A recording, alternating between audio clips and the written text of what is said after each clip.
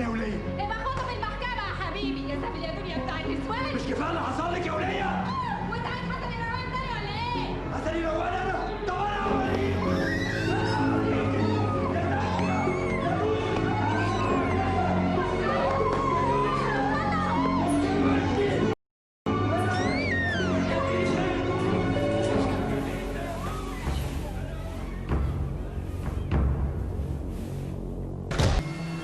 This is it. 4 hits, 1 location. The last job.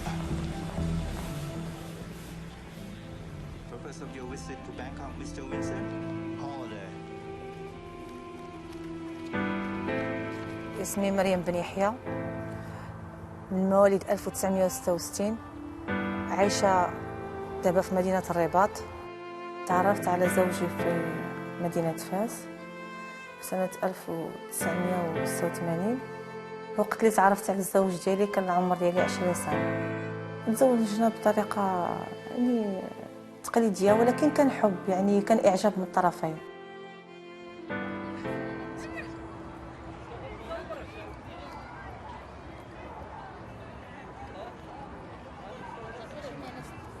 عندي 4 أولاد. عثمان الكبير عمره 24 سنة، بيشتغل ومتجوز. وعندي فاتن 20 سنة، بتحضر ليسانس في الفيزياء. وعندي حمزة 19 سنة، بطل دراسته. وعندي الغالي 13 سنة، سنة أولى إعدادي. الحياة الزوجية اللي كانت بيني وبينه في الأول كانت عادية، وخصوصا أن عشنا واحد الفترة ديال 3 سنين في باريس. يعني هذوك هما السنوات اللي دازوا مزيانين. ملي دخلنا باش استقرينا في المغرب بدات المشاكل.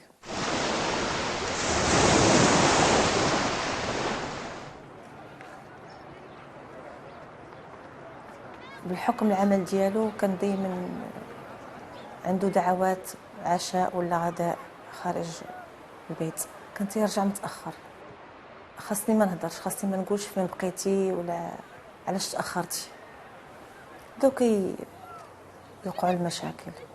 واصلا هاد المشاكل كلها سببها الخمر والادمان ديالو على الخمر، لان كان ملي تيكون في الوعي ديالو الطبيعي كيتصرف تصرف، وملي تيكون يعني شارب تصرف اخر. أول مرة ضربني في فرنسا، بس ما كانش ضرب، يعني صفعة كانت، ماشي بحال في المغرب. المغرب كان يستعمل، يعني كان كيضربني بعنف، وليت كنخاف منه. تصور انك عايشة مع راجلك وكتخافي منه.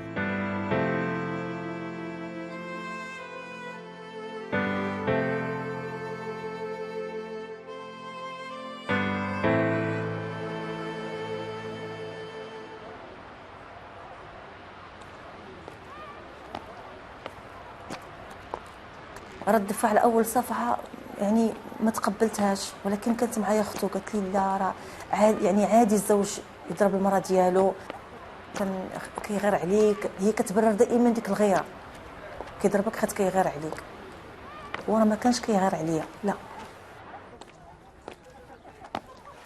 ومن بعد كان حصلت خيانات، يعني كنت خاصني نكون نسكت باش نكون مثال المرأة اللي خاصها تشوف وتسكت وتبقى عايشة. أنا لا ما سكتش. الحل ديالو باش ديال السكوت ديالي أنني نسكت هو الضرب، صفع، يعني لكن ضرب. لما بتنضربي ما كتاخديش بالك كيفاش الضرب جايك، لأنك كتكوني مرعوبة أولا وكتحاولي تحمي نفسك. عاوتاني كتجي مثلا اختي ولا هذيك تقول لك لا صبري، راه الرجال كلهم هكاك، صبري. يعني صبرت، ولكن فاش شفت ديك العنف غيولي حتى على الدراري ديالي ما بقيتش قادة نزيد. يمكن الصمت ديالي واللي ما كنتش وقفته عند حدو المره الاولى هو اللي خلاه يتمادى في العنف ديالو معايا.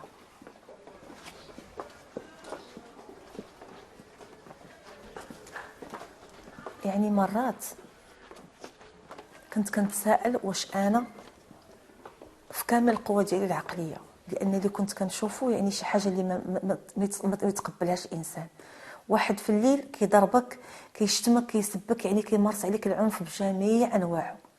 الصبح كانه طفل كيبكي وكيعتذر ويمشي يشري هديه ثمنها غالي كانه ما دار والو. صبرت صبرت صبرت، ولكن وصل واحد الوقت ما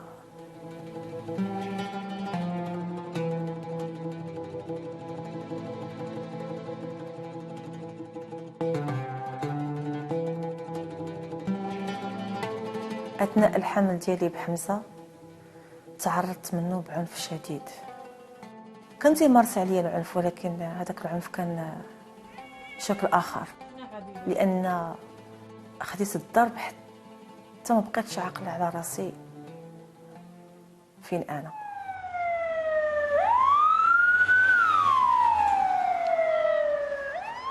وكانت عايشه معايا واحد الخادمه، هي اللي اتصلت بالاخت ديالي باش جات، خداتني وداتني عند مستشفى حكومي ودارت لي شهاده طبيه وصورت ديك الحاله اللي كنت فيها، وخدات لي صور وبقيت محافظه على ديك الصور. ملي طلعت اختي عند وكيل جلاله الملك استدعاها باش يلقاو القبض عليه. شا كيرغب اختي وكيطلب عمره ما غادي لا يتعرض لي ولا يدير لي حتى شي حاجه. كليت تدق في الفخذ ديالي، تبقى لي 7 شهور الاثار ديالو على الجسد ديالي. اليد ديالك باش تحركيها ما قاداش بحال شي وحده عندها الشلل.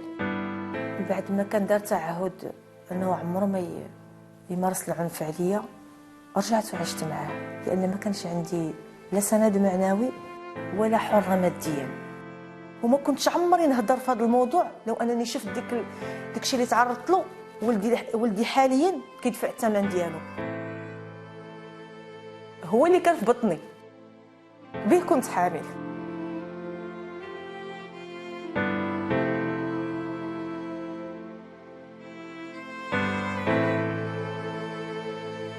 سهل تقولي تعيشي مع واحد رجل كيمارس العنف، ولكن باش تعيشي معه اكثر. انا عشت 14 سنه 14 سنه ماشي سهله. صعيب عليا باش نوصل لك هذا الكلام يعني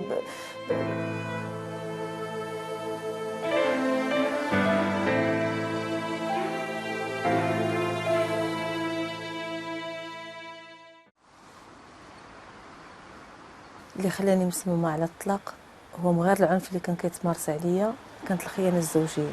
كتحسي بانسان عايش معك تيحقد عليك، مابقاش عندي الامل انني نكمل معاه الحياه ديالي.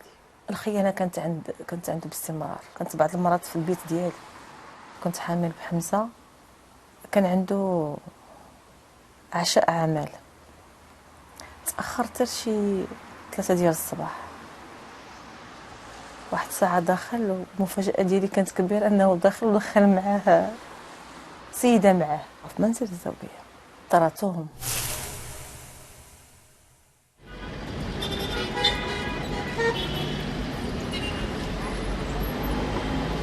كان ديك الساعه عندي السياره، هزيت وليداتي جمعتهم، ما وقفتش السياره، توقفتها في الرباط.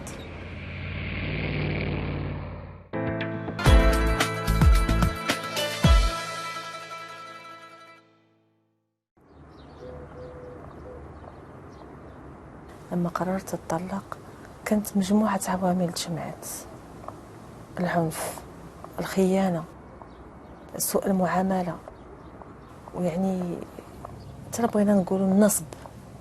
انسان يعني عطيتيه حتى وكاله باش يتصرف لك حتى في الاملاك ديالك، وضيع لك كل شيء ضاع.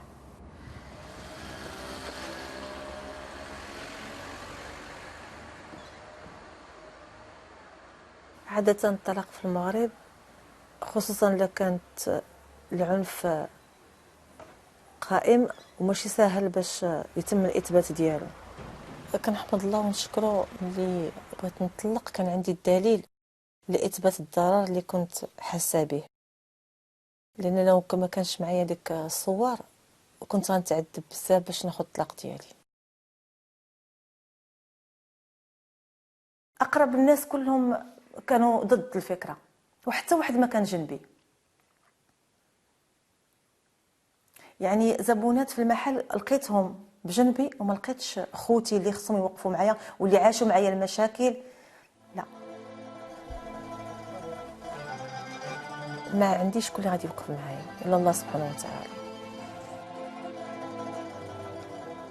بعد الطلاق اضطريت باش نجي باش نغير المدينه، لان المدينه اللي كنت ساكنه فيها كنت بالفيلا ديالي وبالسياره كانت عيشه اخرى.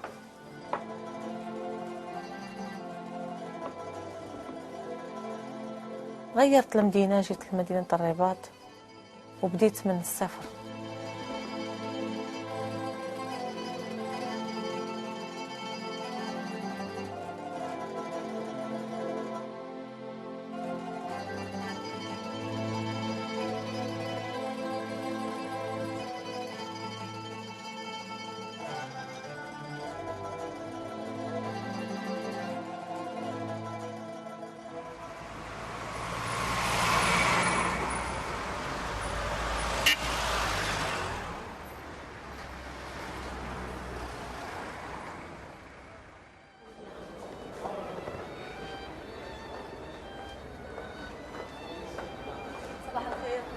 لما تنقلت على الرباط وأنا مجال تخصصي في التجميل، اشتغلت بالنادي الصحي.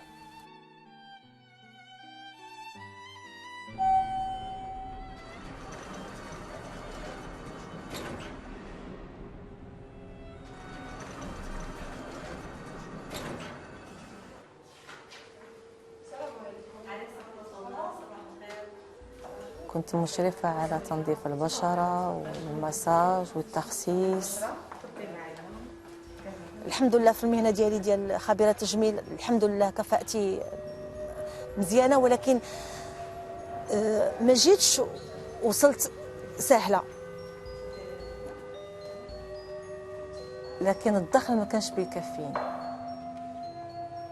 فاضطريت أني أخذ بعض القروض وجهز محل صغير.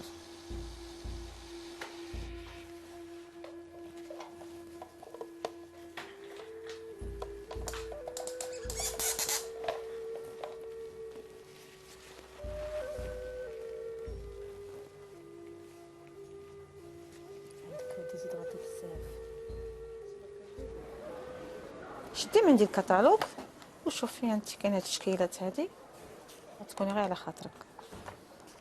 المحل هذا خاص بالتجميل، كندير فيه تنظيف البشره والتخسيس، المكياج، كاين اللي كيبغيه كثير، كاين اللي كيبغيه كل اللي كيتعلق بالتجميل ديال المراه. عاود اللبسه ديالي هذا الشكل كان هذا الحمد لله، شحال لان عندي واحد المهنه ديال التجميل كنحمد الله عليها اللي مخلياني نعيش بوليداتي بكرامه.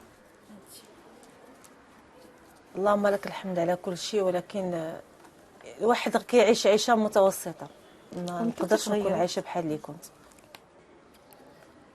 ما كنتش كنتصور راسي انني مريم غتقدر تربي اولاد بوحدها، يعني غيبقى ديما مريم غتقدر تواجه المسؤوليه ديال الحياه.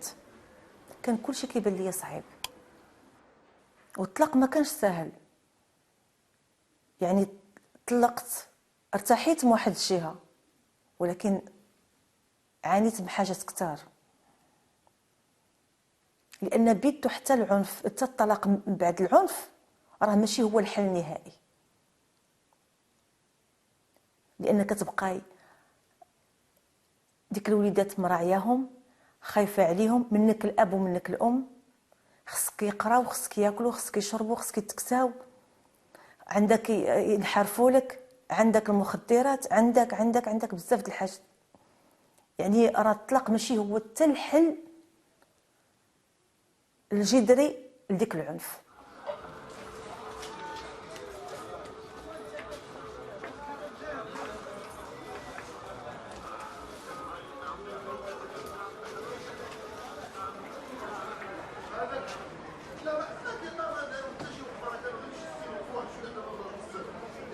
بعد الطلاق كانت معاناة من نوع آخر، يعني حتى الناس المقربين مني كل شيء خدا موقف.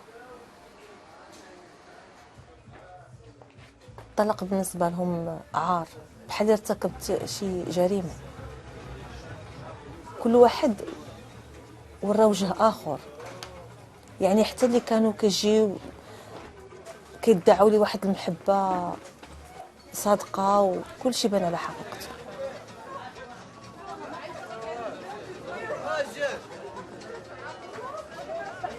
التعامل ديالهم تغير. المجتمع اللي تيشوف مرأة مطلقة كله تيحسب وراها ديالو، ملك ديالو. طلبتي خدمة اللي كيبغي يساعدك تيبغي البديل.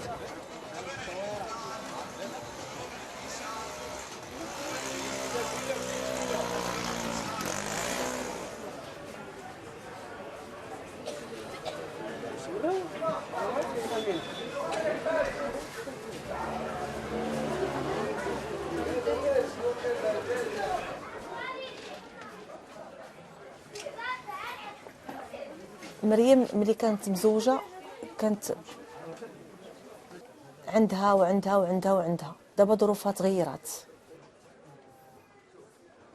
عانيت وانا معاه وعانيت وانا مور الطلاق، ومازال كنعاني.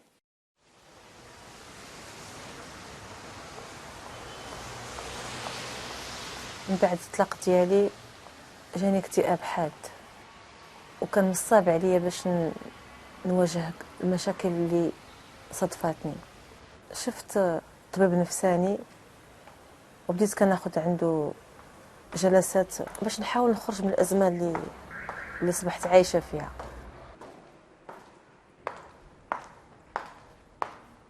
علاش كنتي تتخاف؟ كنت كنخاف منه، ما صعيب باش نشرحها لك. الصباح ما كنقدرش نوض نخدم، الصباح ما كنتش كنقدر نفيق باش نمشي نخدم. الليل ما كيجينيش النعاس. جوج حديدات كثار، زعما جوج مرات تعرضت كنفكر هاد الحمل شنو البدو ديالو، شنو التمام ديالو. يعني هاد العيب اللي صبح كله عليا، واش غنقدر نتحمل ولا ما غنقدرش.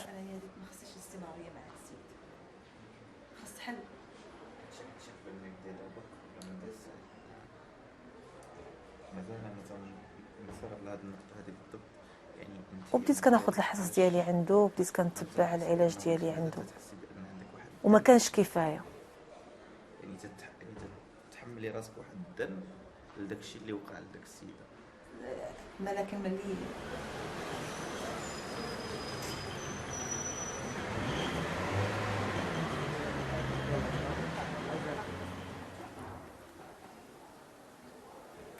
من الحاجات اللي ساعدوني باش نوقف على رجليا وتبقى الاستمراريه لمواجهه هذه المشاكل اللي كلها مواجهاني في هذه الحياه ديالي، تعرضت للذكر.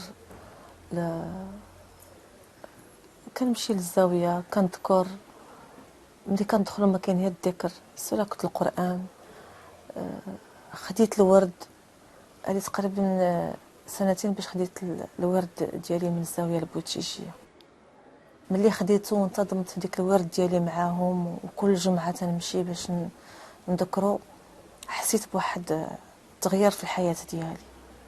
اكتسبت واحد الطمأنينه اللي ما كانتش عندي. واخا المشاكل كاينه، عندي واحد القدره ديال التحكم فيها، وعمرت قلبي بالله اكثر من اي حاجه.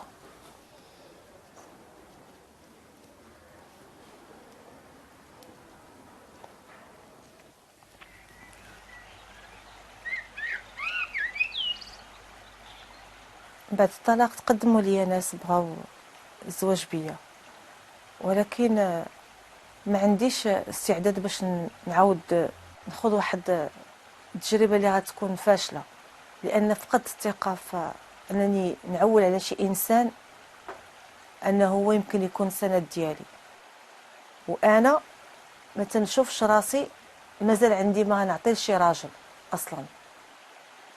المفروض الست عشان ما تعذبش كثير في الحياه ديالها ما تصبرش للعنف، تحبسوا في الاول. وانا بديك الصبر ديالي يعني ما عالجتش الامور ديالي، بالعكس خليت انا نعاني من ديك العنف ديالو حتى من بعد وليداتي. ماشي غالي حمزه وعثمان. عثمان تمارس عليه العنف، حمزه تمارس عليه العنف. حمزه تجلسي معاه تتكلمين على ابسط الاشياء عاوز يضرب. اصلا في المدرسه ما قدرش يكمل لان كتدخل لا دارت له، يعني الا كانت الاستاذه دارت واحد الملاحظه للقسم جماعي وهو ما دار والو، غادي يدور في الاستاذه وغادي يخرج في حالاته. ثوري.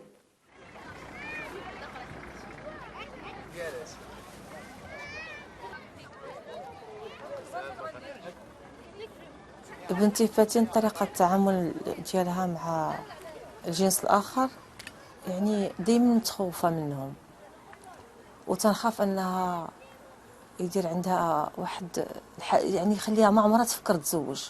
كتقول لي ماما انت علاش صبرتي 14 عام، علاش صبرتيها؟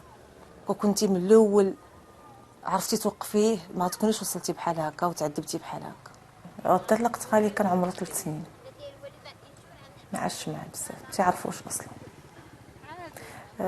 هذه سنتين كان مشى في عطله لعنده، ما عرفش يتعامل معاه ابدا.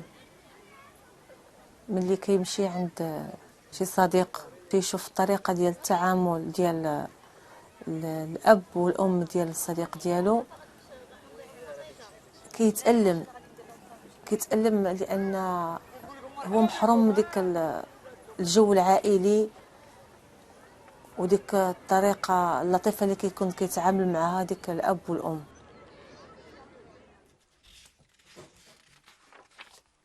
اذكر اسباب التدهور البيئي. في مثل كيقول لا تكون عودا حتى تكسر ولا لينا حتى تعصر. انا مرات كنعطيهم الحنان المفرط، ولكن فاش كنشوف راسي انني خاصني نولي صعيبه كنولي صعيبه لمصلحتهم. لاني ما تنساش خصني نكون الام ونلعب دور الاب، واخا انا ما عمري غادي نكون دور الاب. يعني ماشي الحنان المفرط وماشي ديك العصبيه القاسيه.